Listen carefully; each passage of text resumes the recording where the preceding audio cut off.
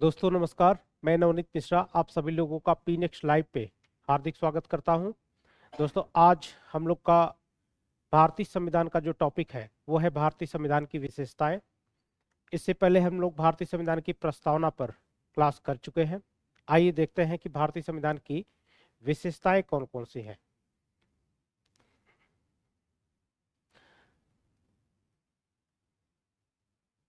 भारतीय संविधान की भारतीय संविधान की विशेषताएं।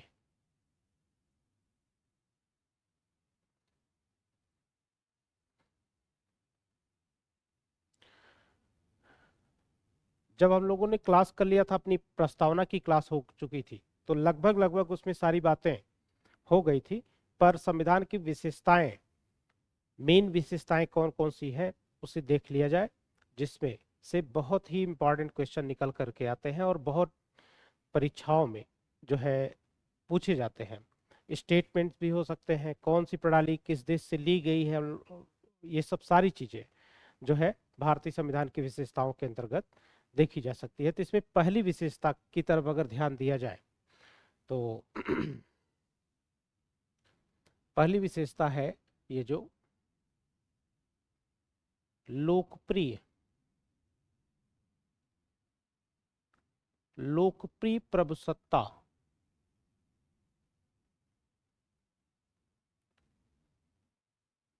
पर आधारित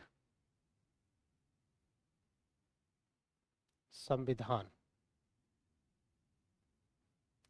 लोकप्रिय प्रभुसत्ता पर आधारित संविधान, constitution based on popular sovereignty.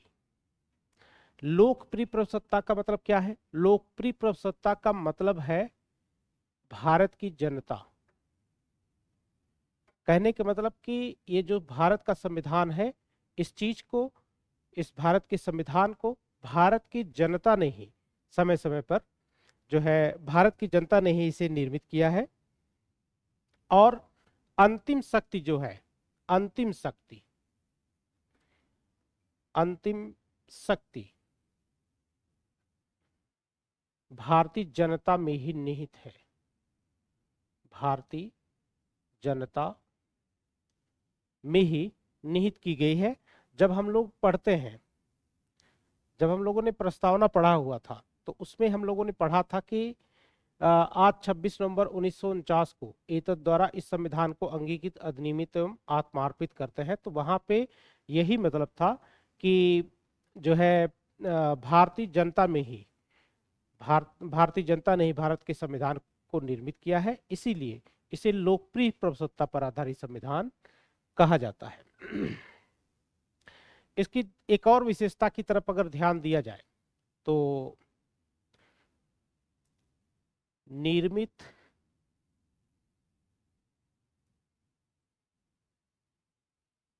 निर्मित और लिखित संविधान। निर्मित और लिखित संविधान। निर्मित और लिखित संविधान का मतलब यह है कि भारत का जो संविधान है, ये विशेष समय पर विशेष व्यक्तियों द्वारा लिखा गया। विशेष समय पर विशेष व्यक्तियों द्वारा लिखा गया। और इसीलिए ये जो हमारा संविधान है, ये ब्रिटिश संविधान के विपरीत और अमेरिकी संविधान की भांति जो है संविधान है। ब्रिटिश संविधान के विपरीत क्यों है? क्योंकि ब्रिटिश संविधान लिखा नहीं गया है। ब्रिटिश संविधान, हम ब्रिटेन के भले से ही गुलाम थे, लेकिन वहां पे अलिखित संविधान था। वहां संविधान कभी लिखा नहीं गया है। वहां परंपराओं और प्रथाओं के माध्यम से वही कानून का रूप जो है बन गई है, और सारी जनता को मालूम है कि वहां पे क्या अधिकार हैं, क्या नागरिकता की क्या बातें हैं, किस प्रकार की शासन प्रणाली है, वहां सारी जनता जानती है। लेकिन अमेरिका ने अपने यहाँ निर्मित संविधान और लिखित संविधान जो है बनाया, इसीलिए भारत का जो संविधान है वो अमेरिकी संविधान की भांति ही निर्मित है, निर्मित है और लिखित है। अब यह प्रश्न उठता है कि भारत का जो संविधान है निर्मित हुआ, लिखित हुआ, पर इस भारत के संविधान को लिखा किसने? तो जब इस चीज पर विचार किया जाता है कि भारतीय संविधान को लिखा किसने, तो इसमें दो बातें आती हैं। एक, दो व्यक्तियों का नाम आता है, एक नंदलाल बोस और दूसरा आता है प्रेम बिहारी नारायण रायजादा। प्रेम बिहारी नारायण रायजादा। तो ये दो चीजें हैं, दो नाम हैं, और ये दोनों ही नाम बहुत ही इंपॉर्टेंट है दोस्तों। जब हम संविधान की मूल प्रति को देखते हैं, मूल प्रति जो है उसकी जो है, तो उसमें संविधान की मूल प्रति में जितनी भी डिजाइनें बनी हुई हैं, चित्र हो, रंग बिरंगा उस पे कॉलम हो, कोई भी नक्काशी हो, इस सारी चीजों को डिजाइन किया था नंदलाल बोस जी ने। इस यानी कि संविधान की मूल प्रति को डिजाइन किया था। इसमें जो भी रंग हैं, हाँ, चित्र हैं, इन सभी चीजों को उस पर अंकित करने का कार्य नंदलाल बोस जी ने किया था। दूसरी चीज, प्रेम बिहारी नारायण रायजादा जो थे, ये पंडित जवाहरलाल नेहरू के संपर्क में रहा करते थे। पंडित जवाहरलाल नेहरू के संपर्क में रहा करते थे और दिल्ली में सेंट स्टीफन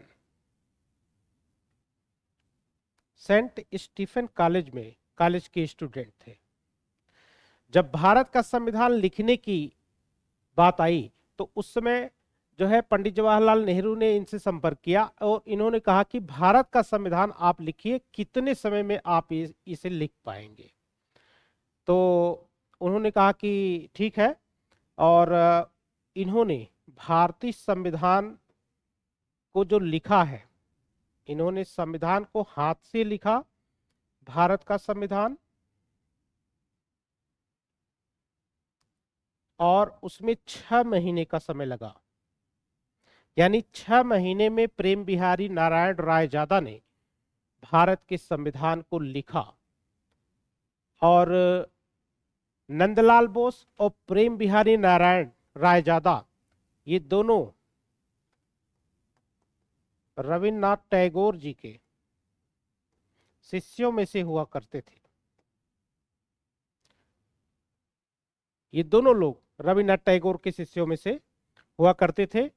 प्रेम बिहारी नारायण रायजादा बिहार के मधुबनी जिले के थे और जैसा आप देख सकते हैं दिल्ली के सेंट स्टीफन कॉलेज में ये पढ़ाई कर रहे थे। इन्होंने जब भारत का संविधान लिखा तो 6 महीने का जो है समय लगाया और उसमें पूरे भारत के संविधान को लिखने में उसमें 251 पेज और 3.76 केजी भारत के संविधान का वजन है। इतनी चीजें जो है, इतनी इंफॉर्मेशन, जब वो इस संविधान को लिख रहे थे तो जब आप उसकी मूल प्रति पढ़ेंगे संविधान के निर्माण में, तो जिस पेन से लिख रहे थे उसकी 84 नीब जो होती है, नीब लगाई जाती है फाउंटेन पेन में, 84 नीब भी समाप्त हुई है। इतनी तक की जानकारी जो है लगी थी। और मैंने आपको पहले ही बता रखा है कि भारत का जो संविधान निर्मित हुआ है वो 63,96,729 जो है रुपए उसमें लगे हुए हैं। यहाँ लिख देता हूँ, 63,96,729 रुपए खर्च हुए हैं। 114 दिन पूरे संविधान के उस पर 114 दिन तक बहस हुई है। संविधान की बातों पर 114 दिन बहस हुई है। तो भारत का जो संविधान है वो निर्मित और लिखित है और इसे भारत के संविधान को लिखने का कार्य जो किया है वो प्रेम बिहारी नारायण रायजादा ने लिखा है। मूल संविधान के मूल प्रति पर, जो संविधान की मूल प्रति है, उसमें प्रत्येक पन्ने पर प्रेम बिहारी नारायण रायजादा का नाम लिखा है और इन्होंने भारतीय संविधान को लिखने में एक भी रुपया नहीं लिया है।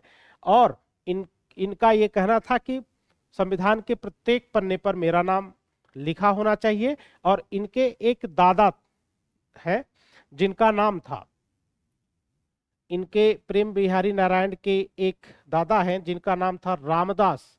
तो जब आप भारतीय संविधान की मूल प्रति का अंतिम पेज देखेंगे तो अंतिम पेज पर उनके दादा का भी नाम रामदास अंकित हुआ मिलता है, उस पर लिखा हुआ मिलता है। तो इस समय तो इस प्रकार से भारत का जो संविधान है वो निर्मित भी है, लिखित भी है। निर्मित और लिखित होने में हमने ब्रिटिश संविधान का अनुकरण नहीं किया है, बल्कि अमेरिकी संविधान के की भांति जो है हमने अपने संविधान को एक निश्चित समय में लिखा है। तो ये हो गई दो विशेषताएं। इसके अलावा अगर आप देखें इसकी अन्य विशेषताओं में तो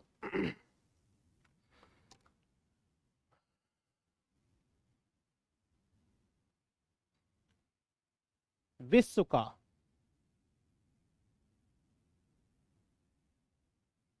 सबसे व्यापक संविधान,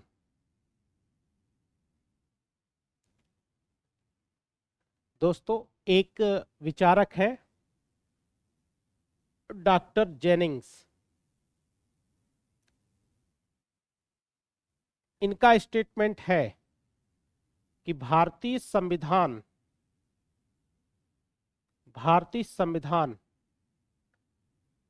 विश्व का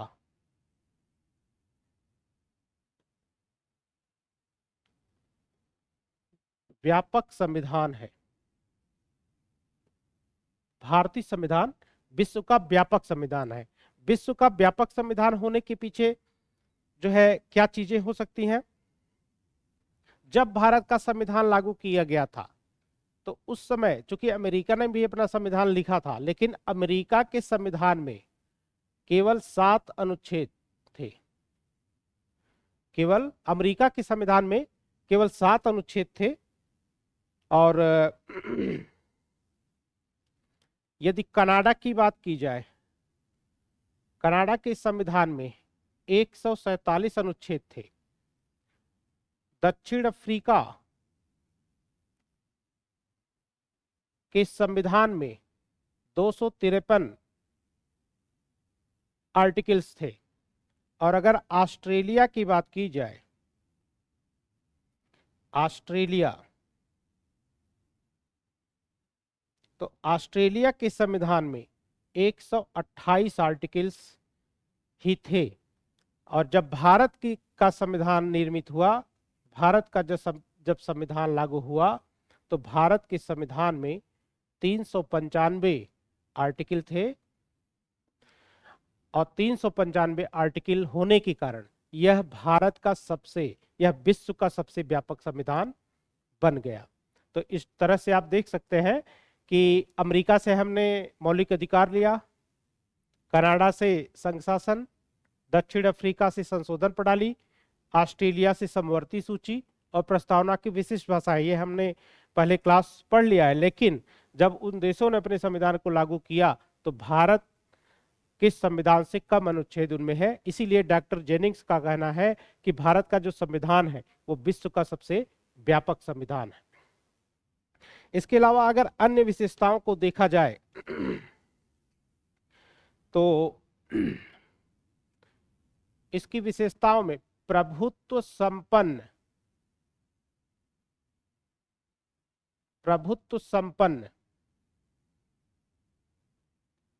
संविधान। दोस्तों जब हम संविधान की प्रस्तावना पढ़ रहे थे तो प्रस्तावना के नेचर में सबसे पहले हम लोगों ने पढ़ा था संपूर्ण प्रभु संपन्न, यानी सावरेन, यानी सावरेंटी।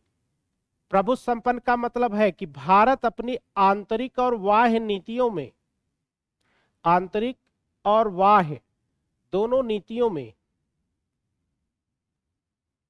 किसी के दबाव के बिना कार्य करेगा। और विश्व की कोई भी संधि हो, कोई भी शासन हो, कोई भी समझौता हो, ये भारत के ऊपर लादा नहीं जा सकता, थोपा नहीं जा सकता। यानी भारत अपनी नीतियां और कार्यक्रम स्वयं तय करेगा। इसीलिए भारत को प्रभुत्व संपन्न जो है राज्य भी कहा जाता है। अगला अगर एक और इसकी विशेषता को देखें तो लोकतंत्रात्मक राज्य, लोकतंत्रात्मक राज्य। अब ये लोकतंत्रात्मक राज्य का क्या महत्व है? लोकतंत्र के अंतर्गत सरकार का जो जितना भी कार्य है, सरकार का पूरा कार्य या पूरा ही क्षेत्र जनता को ध्यान में रख करके, जनता को ध्यान में रख करके किया जाता है। और भारत की जनता, जनता जो है वो शासन का चुनाव कर सकती है, यानी प्रतिनिधित्व में अपनी भागीदारी कर करके जो है सरकारों का निर्माण कर सकती है। तो भारत एक लोकतांत्रिक राज्य है, लोकतांत्रिक गणराज्य है, हम ऐसा कह सकते हैं। इसके अलावा अगर इसकी एक और विशेषता को देखा जाए तो पंथ निरपेक्ष राज्य, पंथ निरपेक्ष। पंथ निरपेक्षता का मतलब यह है कि भारत में विभिन्न धर्मों के लोग रहते हैं, बहुत ढेर सारे विविधताएं हैं, हर धर्मों के लोग यहाँ पे जो है निवास करते हैं। तो भारत सभी धर्मों के लोगों का आदर करता है, लेकिन भारत का अपना कोई धर्म नहीं है, न हिंदू धर्म न कोई। इसलिए भारतीय संविधान में किसी भी धर्म को भारत का आधार नहीं बनाया गया है। और इस शब्द को भारतीय संविधान में पंथ निरपेक्षता शब्द को, जैसा हमने प्रस्तावना में भी बताया था, तो 42वें संविधान संशोधन, 42वें संविधान संशोधन 1976 द्वारा भारतीय संविधान में अंतर स्थापित किया गया और क्या यह कहा गया कि भारत का अपना कोई धर्म नहीं होगा और भारत सभी धर्मों के लोगों की मान्यताओं को मान करके चलेगा और सभी धर्मों का आदर करेगा। तो पंथ निरपेक्ष राज्य इसलिए भारत को कहा जाता है। एक और अगर विशेषता की तरफ ध्यान दिया जाए तो रिपब्लिक, गणराज्य। गणराज्य का मतलब है कि भारत का जो शासन है, भारतीय शासन, यह वंशानुगत नहीं होगा, वंशानुगत नहीं होगा, बल्कि भारत में जो भारत का प्रमुख व्यक्ति है वो निर्वाचित होगा, और चाहे वो प्रत्यक्ष रूप से निर्वाचित हो चाहे वो अप्रत्यक्ष रूप से निर्वाचित हो। इससे पहले जब हम ब्रिटेन की संसदीय शासन प्रणाली पढ़ते हैं या ब्रिटेन का अध्ययन करते हैं तो वहां पे शासन का जो प्रमुख है वो वंशानुगत होता है, लेकिन जब भारत के संविधान को निर्मित किया गया तो भारत में वंशानुगत शासन प्रणाली नहीं बल्कि निर्वाचित राष्ट्रपति का प्रावधान रखा गया। अब वो प्रत्यक्ष रूप से निर्वाचित हो सकता है और अप्रत्यक्ष रूप से भी निर्वाचित हो सकता है। तो गणराज्य का जो है यह अर्थ है। इसके अलावा अगर बात की जाए समाजवादी राज्य, समाजवादी राज्य। भारत में समाजवाद का दर्शन पंडित जवाहरलाल नेहरू के जो है दर्शन में देखा जा सकता है। वो भारत को समाजवादी राज्य घोषित करना चाहते थे, लेकिन समाजवाद शब्द भारतीय संविधान में अंकित नहीं था। जब भारतीय संविधान की प्रस्तावना हम लोग पढ़ते हैं तो उसमें केवल 3 शब्द संपूर्ण प्रभु संपन्न लोकतंत्रात्मक गणराज्य था। बाद में इसमें 2 शब्द ऐड कर दिए गए, एक तो पंथ निरपेक्षता 42वें संशोधन द्वारा और दूसरा समाजवादी शब्द। ये संविधान की प्रस्तावना में संविधान के नेचर के अंतर्गत इसे रखा गया। तो समाजवादी राज्य को भी, समाजवादी तत्व को भी भारत में 42वें संशोधन द्वारा, 42वें संविधान संशोधन 1976 द्वारा भारतीय संविधान की प्रस्तावना में ऐड करके समाजवादी तत्वों की तरफ भारत का रुख किया गया। तो इस तरह से भारत एक सोशलिस्ट स्टेट भी है। अब अगर इसकी और विशेषताओं की तरफ ध्यान दिया जाए तो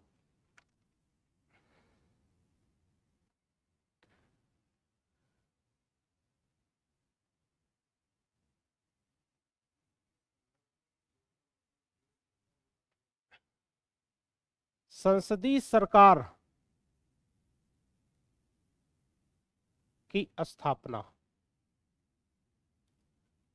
जब हम भारतीय संविधान के स्रोत की तरफ ध्यान देते हैं तो हमने पार्लियामेंट्री सिस्टम को अपनाया है, संसदीय शासन को अपनाया है। और संसदीय पद्धति की जो सरकार है, इसमें जो सरकार है वो लोकसभा या विधानसभा के प्रति उत्तरदायी मिलेगी। यानी कि जो भी सरकार होगी वो लोकसभा, संसद के 2 सदन होते हैं, लोकसभा और राज्यसभा। तो राज्य जो केंद्र स्तर पर जो सरकार है वो लोकसभा के प्रति, और राज्य स्तर पर जो संविधान है वो जो है विधानसभा के प्रति उत्तरदायी रहेगी, विधानसभा के प्रति उत्तरदायी होती है। इस प्रकार से हमने संसदीय शासन प्रणाली को भारत में जो है स्थापित किया है। क्यों? क्योंकि भारत का जो वास्तविक प्रधान होता है, संसदीय शासन प्रणाली में 2 चीजें होती हैं। एक नाम मात्र का प्रधान, नाम मात्र का प्रधान, और दूसरा वास्तविक प्रधान, वास्तविक प्रधान। संसदीय शासन में नाम मात्र का प्रधान भारत का राष्ट्रपति होता है और राष्ट्रपति के नाम से ही सभी कार्य संचालित किए जाते हैं। लेकिन वास्तविक प्रधान जो होता है वो भारत का प्रधानमंत्री होता है, भारत का पीएम होता है। और ये जो पीएम है, भारत का जो प्रधानमंत्री है, ये जनता द्वारा चुना गया प्रतिनिधि है, इसीलिए ये जनता के प्रति उत्तरदायी है। और इस प्रकार से हम भारत में संसदीय शासन प्रणाली की स्थापना करते हुए देखते हैं, क्योंकि जनता द्वारा इनका चुनाव किया जाता है। तो संसदीय सरकार की स्थापना के बाद इसकी और मुख्य विशेषताओं में यदि देखा जाए तो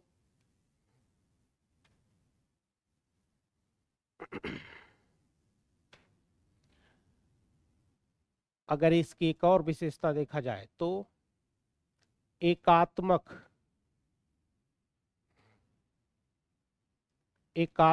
लक्षणों सहित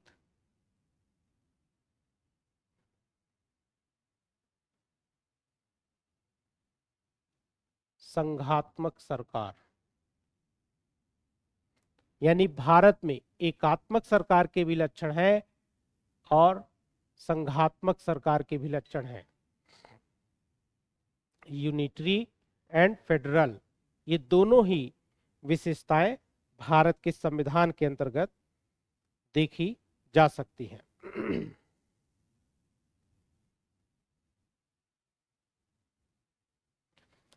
जब भी हम संघ शासन की बात करते हैं तो इसमें संविधान द्वारा शक्तियों का बंटवारा कर दिया जाता है, केंद्र स्तर पर और राज्य स्तर पर।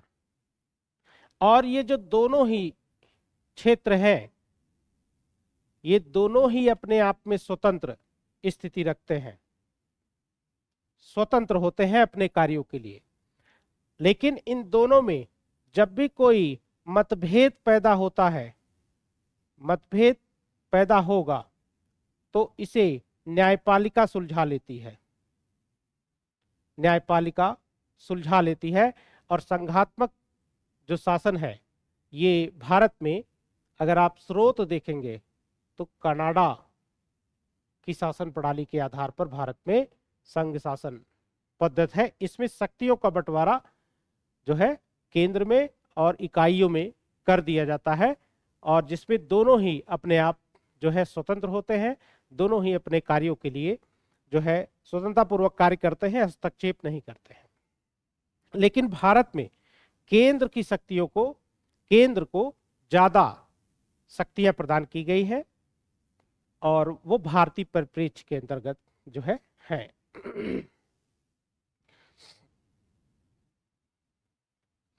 लेकिन कुछ लक्षणों को अगर देखा जाए भारत में, तो एकात्मक लक्षण की तरफ जो है हमारा संविधान बढ़ता है। और एकात्मक लक्षणों में अगर हम बात करें तो इकहरी नागरिकता, इकहरी न्यायपालिका,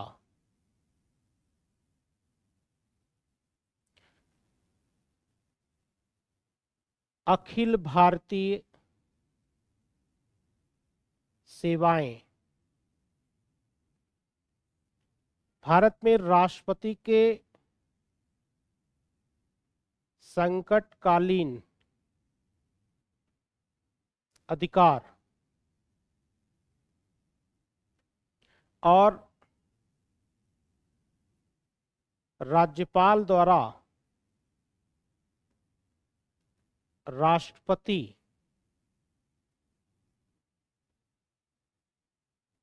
के विचार के लिए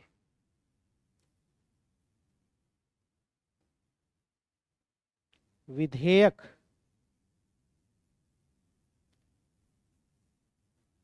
सुरक्षित रखना, ये सारी विशेषताएं भारतीय संविधान में एकात्मक लक्षणों सहित है। यानी कहने का मतलब यह है, भारत में संसदीय सरकार का उदाहरण, संघ सरकार का उदाहरण और एकात्मक सरकार का उदाहरण, ये तीनों ही शासन प्रणालियों को एकदम व्यवस्थित ढंग से भारत में किया गया है। भारत में इकहरी नागरिकता है, जबकि हमने संघात्मक शासन के अंतर्गत, फेडरल गवर्नमेंट के अंतर्गत संविधान द्वारा हमने अपनी शक्तियों का बंटवारा किया है। और इस शक्तियों के बंटवारे में इसकी एक विशेषता दोहरी नागरिकता होती है, दोहरी नागरिकता, एक केंद्र की और एक राज्य की। अगर आप अमेरिका के संविधान का अध्ययन करेंगे तो वहां पे प्रत्येक देश में संघ की भी नागरिकता जरूरी है और राज्य की भी नागरिकता जरूरी है। संघ का अपना अलग संविधान है, राज्य का अपना अलग संविधान है। लेकिन भारत इसका उदाहरण नहीं है। भारत ने संघ शासन प्रणाली एडॉप्ट तो किया है, लेकिन उसकी सभी विशेषताओं को नहीं, बल्कि इस शासन प्रणाली के साथ साथ भारतीय परिस्थितियों के अनुसार जो चीजें ज्यादा अच्छी थी उन्हें ही अपने संविधान में लिया है। जैसे यहाँ विशेषता दोहरी नागरिकता की है, तो भारत ने संघ शासन प्रणाली अपनाने के साथ साथ इसकी दोहरी नागरिकता की विशेषता को नहीं लिया है, बल्कि ब्रिटेन की एकल नागरिकता को भारत ने ध्यान में रख करके यहाँ पे अडॉप्ट किया है। इसलिए भारत में एक इकहरी नागरिकता रखी गई है। भारत में एक स्वतंत्र न्यायपालिका है। अखिल भारतीय सेवा, जब हम राज्यसभा का अध्ययन करेंगे तो आर्टिकल 312 के अंतर्गत अखिल भारतीय सेवाओं का सृजन करने के लिए राज्यसभा जो है संसद से अनुरोध कर सकती है। भारत में संकटकालीन अधिकार, जब भारत देश पर कोई भी संकट आएगा, जैसे युद्ध, बाह्य आक्रमण और सशस्त्र विद्रोह हो गया, भारत में संवैधानिक तंत्र की विफलता हो गई, या वित्तीय जो है क्राइसिस आ गई, तो ऐसी स्थिति में जो है भारत का जो शासन है वो एक व्यक्ति यानी भारत के राष्ट्रपति के अंतर्गत समाहित हो जाता है। इसी को हम एकात्मक शासन कहते हैं। संकटकालीन अधिकारों के अंतर्गत जब हम संविधान का भाग 18 पढ़ते हैं तो राष्ट्रपति के संकटकालीन अधिकार है और उसमें अनुच्छेद 352, अनुच्छेद 356 और अनुच्छेद 360 का अध्ययन करते हैं तो ये जो है भारत में एकात्मक लक्षणों के जो है भारत में एकात्मक लक्षण को दर्शाते हैं। इसके अलावा भारत में जो राज्यपाल है, जो राष्ट्रपति द्वारा निर्मित किया जाता है और उसके प्रसाद पर्यंत जो है रहता है, राज्यपाल किसी एक विधेयक को, कोई ऐसा विधेयक जिसे उसे लगता है कि भारत के राष्ट्रपति की राय इस पर आवश्यक होगी, तो आर्टिकल अनुच्छेद 200 और 201 के अंतर्गत वो राष्ट्रपति के विचार के लिए जो है विधेयक को आरक्षित कर देता है। तो ये भारत में एकात्मक लक्षण के जो है साधन है। इसे जो है हम एकात्मक लक्षणों के साधन, यूनिटरी गवर्नमेंट के अंतर्गत देख सकते हैं और ये भारतीय संविधान की एक प्रमुख विशेषताओं में से एक है। आगे यदि देखा जाए तो इसमें कई विचारकों के जो है स्टेटमेंट भी लिए जा सकते हैं, जैसे कि डॉक्टर जेनिंग्स का कहना है, डॉक्टर जेनिंग्स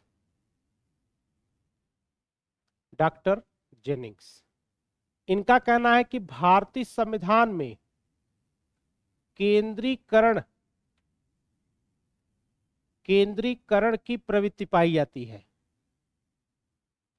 केंद्रीकरण की प्रवृत्ति पाई जाती है। केंद्रीकरण की प्रवृत्ति का मतलब केंद्र और राज्य में शक्तियों का बंटवारा तो हुआ है, लेकिन उसकी तुलना में केंद्र को ज्यादा मजबूत बनाया गया है। इसलिए डॉक्टर जेनिंग्स का कहना है कि भारतीय संविधान केंद्रीकरण की स्थिति के ज्यादा करीब है। और अगर एक और स्टेटमेंट की बात की जाए, ये सारे स्टेटमेंट संविधान के अंतर्गत हर प्रकार की परीक्षा में पूछे गए। केसी वियर कहना है, इनका कहना है कि भारत का जो संघ है, भारतीय संविधान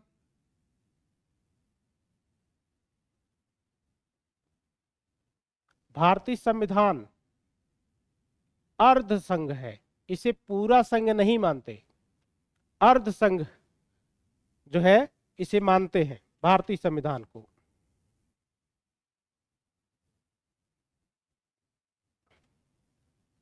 अर्ध संघ, क्वासी फेडरल, अर्ध संघ को क्वासी फेडरल कहते हैं। तो भारतीय संविधान अर्ध संघ है।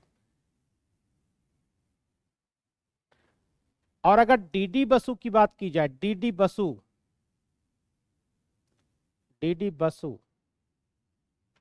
तो कहते हैं कि भारतीय संविधान न तो पूर्ण एकात्मक है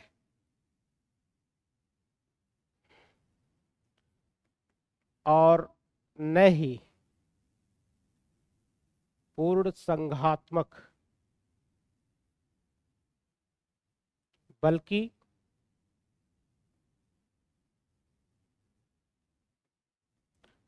दोनों का मिश्रण है। न तो पूर्ण एकात्मक है और न ही पूर्ण संघात्मक, बल्कि दोनों का मिश्रण है, ऐसा डीडी बसु का जो है कहना है। एक और स्टेटमेंट इसमें है, एम.वी. पायली, और एम.वी. पायली का यह कहना है कि भारत का जो संविधान है, भारतीय संविधान का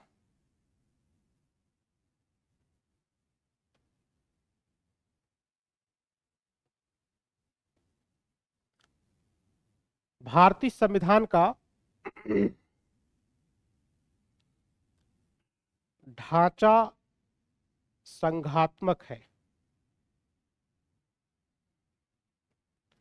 और आत्मा एकात्मक है।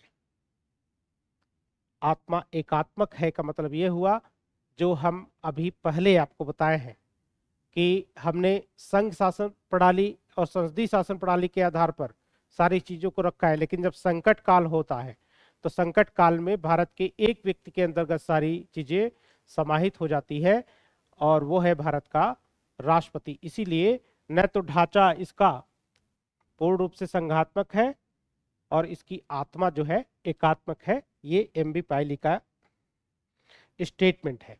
और एक और विचारक है जिनका स्टेटमेंट बहुत ज्यादा पूछा जाता है, ग्रेनविल ऑस्टिन। ग्रेनविल ऑस्टिन ने भारतीय संविधान को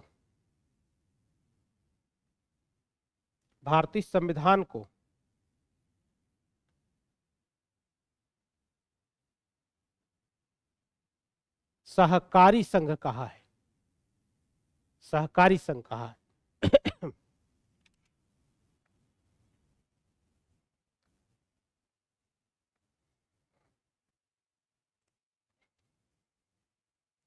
अब इसकी एक अन्य विशेषताओं को अगर देखें हम लोग इसके, तो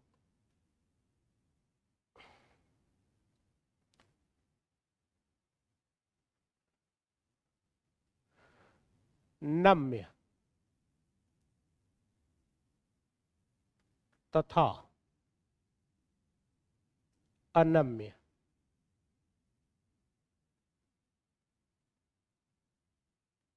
नम्य तथा अनम्य संविधान। नम्य तथा अनम्य संविधान का अर्थ यह है कि भारत का जो संविधान है, भारतीय संविधान के अंतर्गत संसद द्वारा साधारण बहुमत से बहुत से विधेयकों को संशोधित किया जा सकता है और कुछ को संशोधित करने में कुछ विशेष प्रकार की प्रक्रिया अपनाई जाती है। तो इसे ही हम नम्य तथा अनम्य संविधान कहते हैं। यानी कि कुछ जो पार्ट है वो बिल्कुल साधारण तरीके से संशोधित हो जाती है और कुछ जो पार्ट है उनमें कुछ विशेष प्रक्रियाएं अपनाई जाती हैं। इसीलिए डॉक्टर जेनिंग्स ने भारत के संविधान को अनम्य संविधान कहा है। क्यों? क्योंकि भारतीय संविधान में जो संशोधन की प्रक्रिया है वो कई प्रकार की है। यानी साधारण बहुमत से संशोधन हो सकता है, विशेष बहुमत से संशोधन हो सकता है और विशेष बहुमत के साथ कुछ राज्यों के समर्थन की भी आवश्यकता होती है। तो ये हम लोग संसद वाले चैप्टर में पढ़ेंगे। अभी यहाँ पे विशेषताएं ही हम लोग देख लेंगे। तो डॉक्टर जेनिंग्स ने इसे अनम्य संविधान कहा है। तो भारत का संविधान नम्यता और अनम्यता की विशेषताओं के साथ भी जो है। अब अगर इसकी अन्य विशेषताएं और भी देखी जाए तो इसके अंतर्गत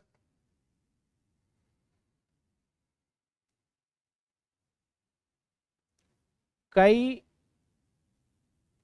विदेशी संविधानों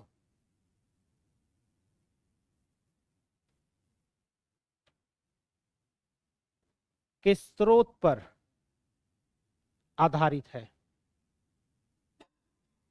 कई विदेशी संविधानों के स्रोत पर आधारित है। जब हम इससे पहले हम लोग अपनी एक क्लास में भारतीय संविधान के विदेशी स्रोतों पर अध्ययन कर चुके हैं। जैसे हमने ब्रिटिश सरकार से, संसदीय शासन, कनाडा से, संघीय प्रणाली, अमेरिका से मौलिक अधिकार,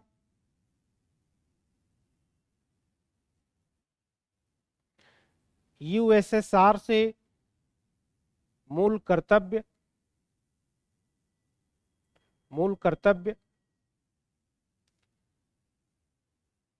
आयरलैंड से निदेशक तत्व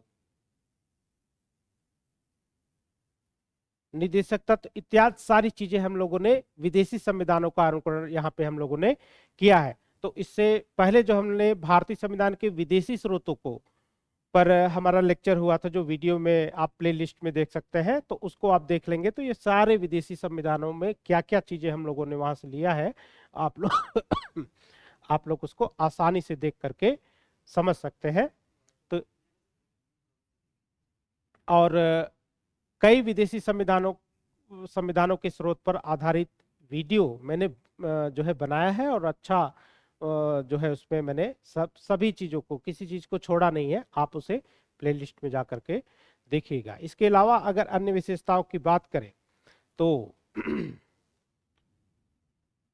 मूल अधिकारों की व्यवस्था, मूल अधिकार, भारतीय संविधान में मूल अधिकारों की व्यवस्था, जैसा कि अभी विदेशी संविधानों के अनुक्रम बताया, अमेरिका से लिए गए हैं, अमेरिका से हमने इसे लिया है। भारतीय संविधान के भाग 3 में अनुच्छेद 12 से 35 तक मूल अधिकारों की व्यवस्था की गई है, और अनुच्छेद 12 से 35 तक के अध्ययन में हमें सभी प्रकार के मूल अधिकारों को पढ़ लेना है, और जिसमें 6 प्रकार के अधिकार हम लोग को वर्तमान में है, तो उन्हें हम लोग को पढ़ना है। इसके अलावा निदेशक तत्वों की स्थापना, निदेशक तत्वों की स्थापना की गई है। और भारतीय संविधान में अगर मूल अधिकारों की बात करें तो ये भारतीय संविधान में राजनीतिक अधिकार को सुनिश्चित करने का प्रावधान करता है। राजनीतिक अधिकारों की बात को अगर देखेंगे तो मौलिक अधिकारों का अध्ययन करना पड़ेगा, लेकिन निदेशक तत्व संविधान के भाग 4 में, भाग 4 में है। इसका स्रोत आयरलैंड से हम लोगों ने इसको लिया है। आयरलैंड के संविधान से हमने अपने संविधान में इसको लिया है। संविधान के भाग 4 में अनुच्छेद 36 से लेकर 51 तक में मौलिक अधिकारों की निदेशक तत्वों की स्थापना की गई है। और भारत में जो मौलिक निदेशक तत्व हैं वो सामाजिक और आर्थिक लोकतंत्र की स्थापना के सबसे बड़े माध्यम है। यानी भारत में लोक कल्याणकारी शासन की दिशा में जो है एक प्रयास किया गया है निदेशक तत्वों की स्थापना करके कि भारत एक लोक कल्याणकारी राज्य होगा। तो विस्तार से चीजें हम लोग इसको भाग 3 में पढ़ेंगे और भाग 4 में पढ़ेंगे। निदेशक तत्वों के अंतर्गत मूल अधिकार और निदेशक तत्वों को भाग 3 और भाग 4 में पढ़ा जाएगा। इसके अलावा अगर संविधान की अन्य विशेषताओं को देखेंगे तो मूल कर्तव्यों की व्यवस्था, मूल कर्तव्यों की व्यवस्था, मूल कर्तव्य भारत के संविधान में यूएसएसआर पूर्व सोवियत संघ के संविधान से लिए गए हैं, और संविधान के भाग 4 ए में है। मूल कर्तव्यों की संख्या प्रारंभ में जो थी वो 10 थी, लेकिन वर्तमान में इसकी संख्या 11 है। 11वां मूल कर्तव्य है वो शिक्षा के अधिकार से संबंधित है। शिक्षा के अधिकार से संबंधित है, जो 86वें संविधान संशोधन द्वारा भारतीय संविधान में अब इसे मौलिक अधिकार के रूप में परिणित कर दिया गया है अभी बहुत जल्द ही। तो मूल कर्तव्यों के अंतर्गत हम लोग जो है भाग 4 ए में इसका विस्तृत अध्ययन करेंगे। इसके अलावा अगर संविधान की अन्य विशेषताओं की तरफ ध्यान दिया जाए तो इसकी अन्य विशेषताओं में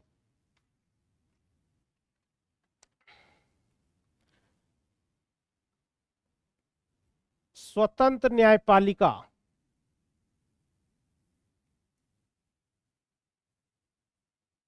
स्वतंत्र न्यायपालिका,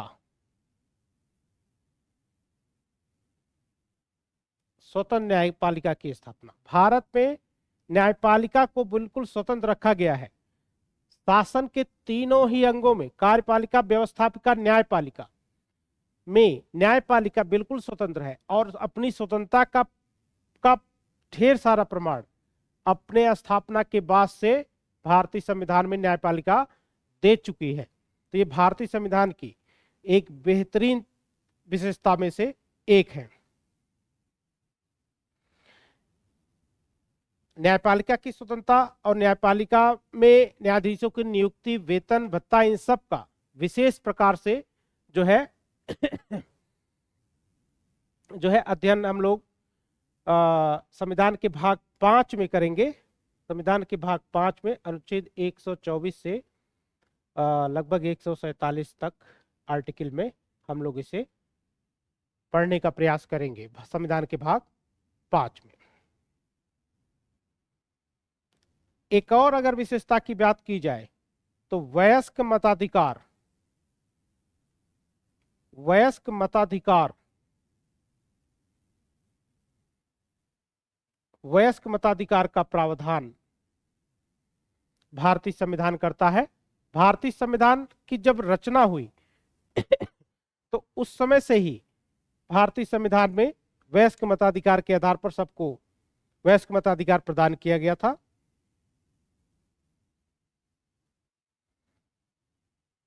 जैसा जब हम लोग अपना राष्ट्रीय आंदोलन पढ़ते हैं, उस राष्ट्रीय आंदोलन के अंतर्गत हमने 1909 का अधिनियम भी पढ़ा है। 1909 के अधिनियम में सांप्रदायिक निर्वाचन की बात की गई थी, सांप्रदायिक निर्वाचन की बात की गई थी। लेकिन सांप्रदायिक निर्वाचन जब भारत स्वतंत्र हुआ तो इन सब चीजों को हटा करके भारत में वयस्क मताधिकार रखा गया और भारत में वयस्क मताधिकार 18 वर्ष के व्यक्ति जो है वो उन्हें वयस्क माना गया। पहले यह 21 थे, फिर उसके बाद संशोधन करके इसे 18 जो है जो है 18 वर्ष की आयु के लोगों को वयस्क मान लिया गया। एक और विशेषता अगर इसकी देखें तो भारत का जो संविधान है वो विधि के शासन की स्थापना करता है। विधि के शासन की स्थापना, दोस्तों भारत में विधि का जो शासन है वो ब्रिटिश संविधान की देन है। यानी हमने विधि का शासन जो है वो ब्रिटिश संविधान से हमने स्रोत के रूप में जो है लिया है। तो विधि के शासन के अंतर्गत अगर हम देखें अनुच्छेद 13, 20, 21, 22 ये सारे आर्टिकल्स जो हैं, जितने भी ये सारे आर्टिकल्स हैं, ये सभी आर्टिकल्स विधि के शासन की स्थापना करते हैं। इसमें अनुच्छेद 226 भी शामिल है। तो विधि का शासन मतलब विधि का शासन, विधियों विधि के समक्ष समता और विधियों का समान संरक्षण, विधि द्वारा स्थापित प्रक्रिया, ये सारे अलग अलग प्रावधान हैं। तो विधि के समक्ष समता ब्रिटेन के संविधान से लिया गया, विधियों का समान संरक्षण अमेरिका के संविधान से लिया गया है, और विधि द्वारा स्थापित प्रक्रिया जो है वो जापान के संविधान से लिया गया है। तो भारत में विधि के शासन की स्थापना की गई है। एक और अंतिम विशेषता को इसको देखते हैं तो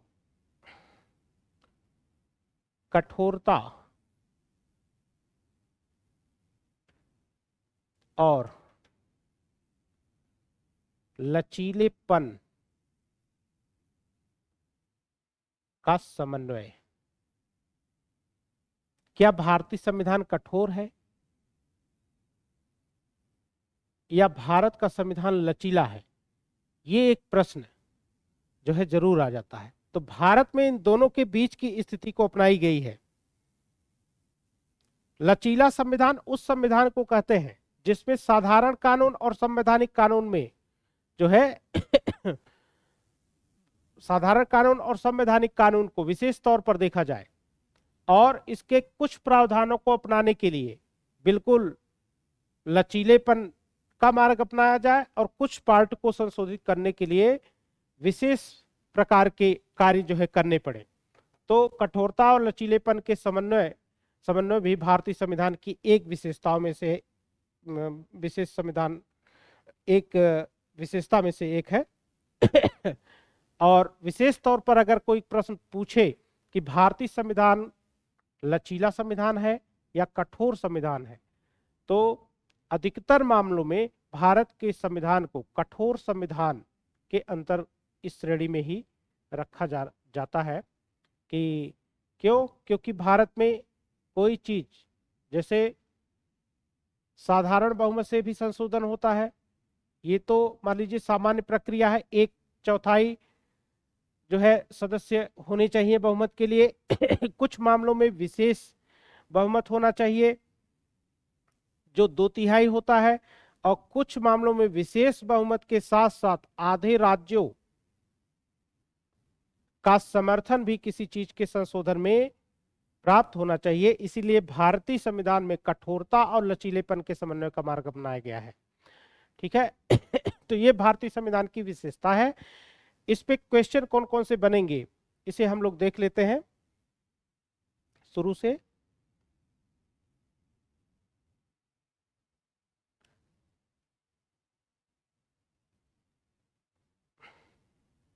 हाँ, भारतीय संविधान की प्रस्तावना में सबसे पहले ये देखा जाता है कि प्रेम बिहारी नारायण ने हमारे यहाँ संविधान को लिखा। हम लोगों ने के अंदर एक कंफ्यूजन ये रहता है कि भारतीय संविधान का निर्माण डॉक्टर भीमराव अम्बेडकर ने किया। भारतीय संविधान को लिखा डॉक्टर भीमराव अम्बेडकर ने, ऐसा नहीं है। भारतीय संविधान का पिता कहा जाता है डॉक्टर भीमराव अम्बेडकर को, क्योंकि भारतीय संविधान की का जो फ्रेमवर्क था वो वीएन राव द्वारा परामर्श समिति द्वारा बनाया गया था, और उस परामर्श समिति ने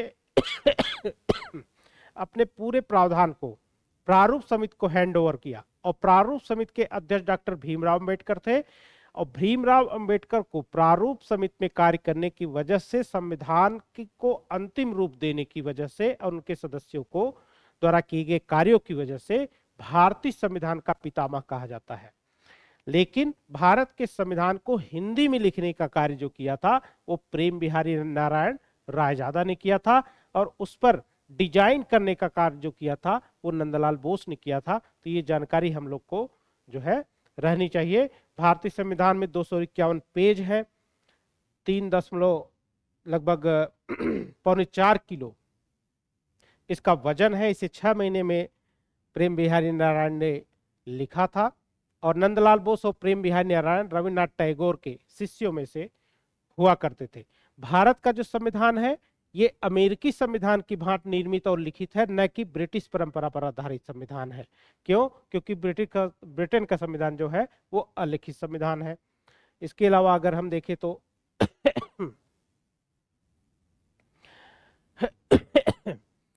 डॉक्टर जेनिंग्स का ये स्टेटमेंट बहुत ज्यादा पूछा जाता है, किसने कहा कि भारत का संविधान विश्व का व्यापक संविधान है?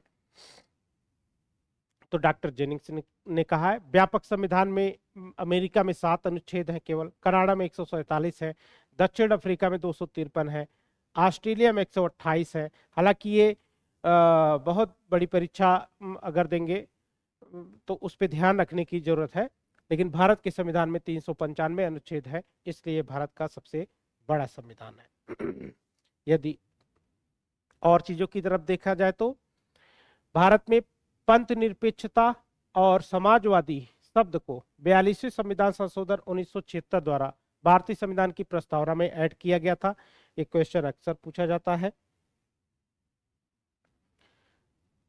ये क्वेश्चन अक्सर जो है पूछ लिया जाता है। और आगे यदि देखा जाए तो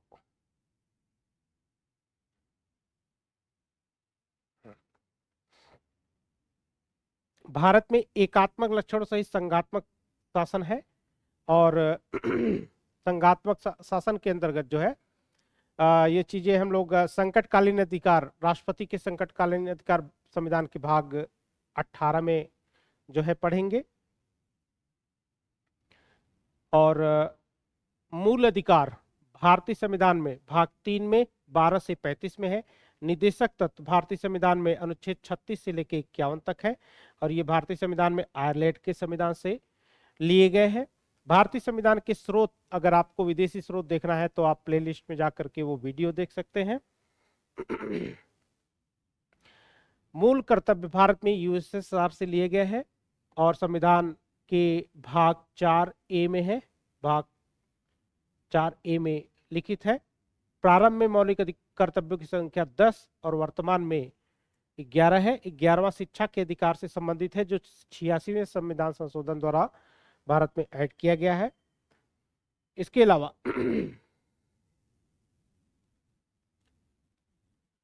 तो ये विशेष जो चीजें हैं ये देखने को मिलती है। और बाकी स्टेटमेंट जो अभी हम लोगों ने कई लोगों के स्टेटमेंट पढ़े हैं, तो कहाँ गया भाई,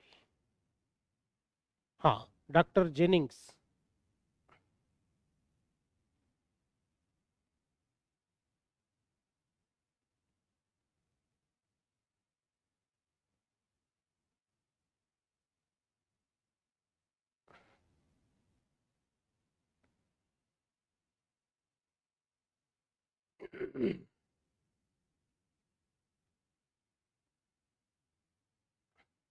तो इस तरह से ये जो है भारतीय संविधान की विशेषता पर ये पूरा वीडियो है। और इस पे जितने भी स्टेटमेंट लिखे गए हैं, जैसे कैसिवियर का है, जेनिंग्स का है, एमबी पाइली का है, इन सभी स्टेटमेंट्स को आप लोग बहुत ध्यान से पढ़िएगा। और अगर ये क्लास अच्छी लगे तो कमेंट बॉक्स में जरूर बताइएगा। तब तक के लिए जो है इस क्लास को हम लास्ट करते हैं, और सभी वीडियो को आप क्रम से देखिए, और क्रम से देखने पर निश्चित रूप से आपको लगेगा कि हाँ एक सही क्रम है और उसका आपको फायदा मिलेगा। तब तक के लिए नमस्कार।